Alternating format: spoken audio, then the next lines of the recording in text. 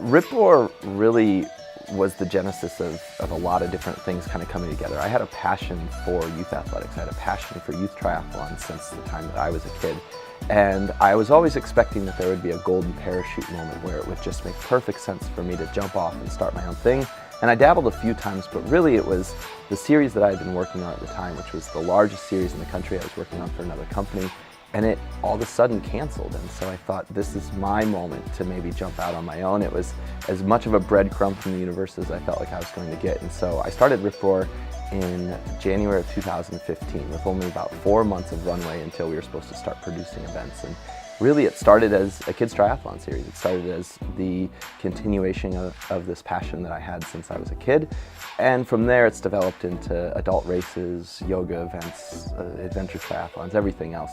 But really for me it was an opportunity to continue this passion that I had had for a long time, and maybe the chance to see it come full circle again with another big series.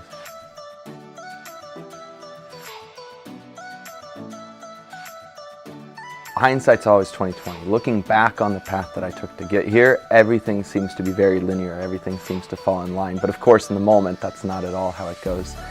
So the first juncture was getting the passion in the first place. You know, realizing that this was something that I cared about, and realizing not just that I cared about it, but why I cared about it. And so when I was in college, I really did a lot of investigating into what it was that youth triathlon was giving me as an individual. What characteristics in adulthood at that point, or in college, had I learned from it? And things as simple as, if I could go out and I could spend hours riding on my bike, then I could spend hours in my books. I could spend hours studying. And so I realized that maybe those things weren't being given to students or given to youth these days. And I thought, okay, there's an opportunity that lies in that lack.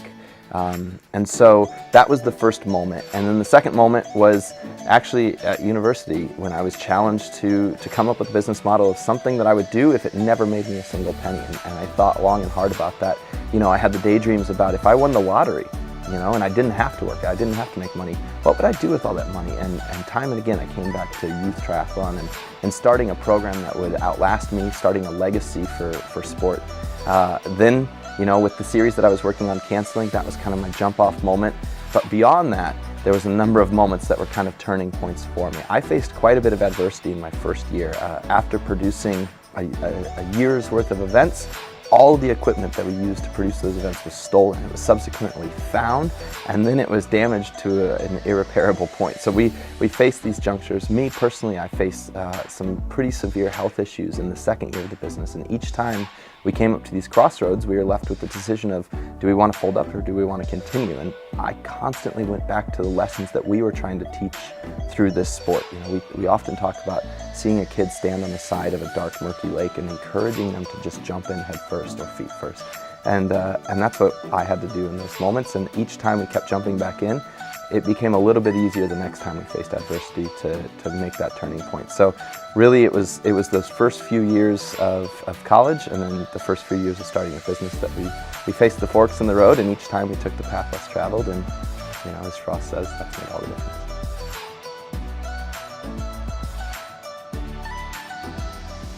Oftentimes one of the things that we hear that comes up with people who are either just starting a business or college students who are considering starting a business is this tug of war that exists between being pulled towards something that is stable, something that is immediately sustainable or socially respectable even, and then following your passion, chasing down that thing that might not immediately lead to a great income or a great social status. And it's a real debate that exists for every single person, and there is no magic bullet. The answer isn't the same for everyone. But if you are looking at pursuing a passion, if that is something that you have, frankly, the freedom and liberty to do, then that really needs to be something that you define individually and say, okay, how much am I willing to commit to this? What are my other side hustles that I have to maybe extend the fuse or extend my runway so that I can chase this down? And how long do I really want to go after it? For me, it was years and years, I think 8 years in my pursuit of my 10,000 hours of gaining expertise. But what will happen is, if you really care about the subject matter, if you're completely in and passionate about it, by the time you get through that cycle, and however long that lasts, more times than not, you will be the expert in your field. And suddenly the whole sustainability, the income, everything else gets a little bit easier. People really want somebody who's passionate. They really want the expertise that you will then gain. So if you can find a way to extend that fuse and to keep that fire lit underneath your feet every day, keep yourself sitting up in the morning in bed saying, all right, I'm ready to tackle this, then this part will eventually take care of itself.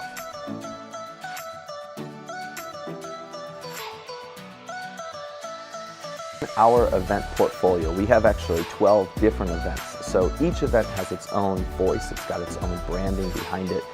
Some of them are branded towards specifically women, some of them are branded towards very intense runners.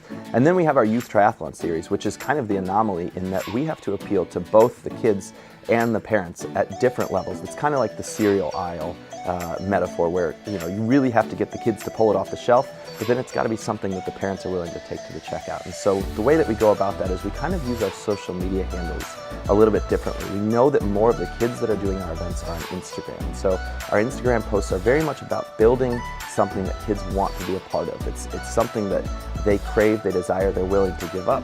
Well, at the same time, maybe on our email campaigns or on our Facebook, we're talking to the parents about the reasons why this is going to be beneficial for your kids, how we go about creating safe and inclusive races, and ultimately why it is that they should give in to maybe this child's pressure to want to do it. At the end of the day, it's the parents that take the kids there, but it's the kids that keep the parents coming back race after race.